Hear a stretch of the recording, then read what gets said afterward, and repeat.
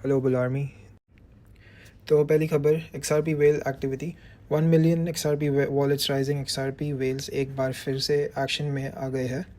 Data के मुताबिक ऐसे वॉलेट्स की गिनती तेज़ी से बढ़ रही है जिनमें 1 मिलियन से ज़्यादा XRP कॉइन्स है। इसका साफ मतलब है कि बड़े इन्वेस्टर्स अब एक्यूमुलेशन मोड में है और लो प्राइसेस पर कॉइन जमा कर रहे हैं। जब वेल्स इतनी बड़ी अमाउंट में बाइंग करते हैं तो अक्सर यही एक बड़े प्राइस मूव का इशारा होता है। एक्सपर्ट्स का मानना है कि ये वेल मूवमेंट XRP के लिए आने वाले हफ्तों में एक स्ट्रॉन्ग सपोर्ट बेस क्रिएट कर सकता है। तो दूसरी खबर, UAE central bank approves USD back stable coin. UAE ने क्रिप्टो और डिजिटल फाइनेंस की दुनिया में एक और बड़ा कदम उठाया है।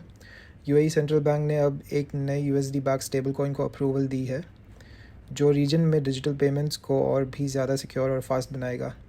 ये न्यूज़ UAE को ग्लोबल क्रिप्टो हब बनाने में बहुत इम्पॉर्टेंट है क्योंकि UAE के इन्वेस्टर्स और बिजनेसमैन के लिए ये डिजिटल एसेट में ट्रेड करना पहले से ज़्यादा ट्रस्टेबल हो जाएगा। तो अगली खबर, gold rally versus bitcoin focus. Market में फ़िलहाल गोल्ड अपनी चमक दिखा रहा है और इसकी तेज़ी से सारा फोकस बिटकॉइन से हटा दिया है। ट्रेडर्स और इन्वेस्टर्स अब सेफ़ हेवन एसेट्स की तरफ भाग रहे हैं जिसके वजह से बिटकॉइन में बाइंग वॉल्यूम थोड़ी कम दिख रही है। जब गोल्ड इतनी तेज़ी से ऊपर जाता है तो क्रिप्टो जैसे रिस्क एसेट्स से पैसे निकल कर मेटल्स में मूव होने लगते हैं। इस सिचुएशन में बिटकॉइन को थोड़ा डाउनसाइड प्रेशर झेलना पड़ सकता है जब तक गोल्ड की ये रैली थोड़ी ठंडी नहीं हो जाती।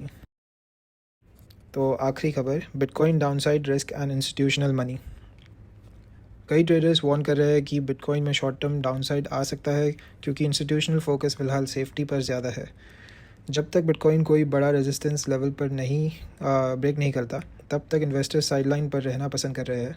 गोल्ड और सिल्वर में हो रही ग्रोथ ने क्रिप्टो लिक्विडिटी को थोड़ा ड्रेन किया है जो प्राइस को नीचे धकेल सकता है। ट्रेडर्स को इस वक्त बहुत केयरफुल रहने की ज़रूरत है क्योंकि मार्केट अभी वेटिंग मोड में है और किसी बड़े ट्रिगर का इंतज़ार कर रही है। तो आज के लिए बस इतना ही।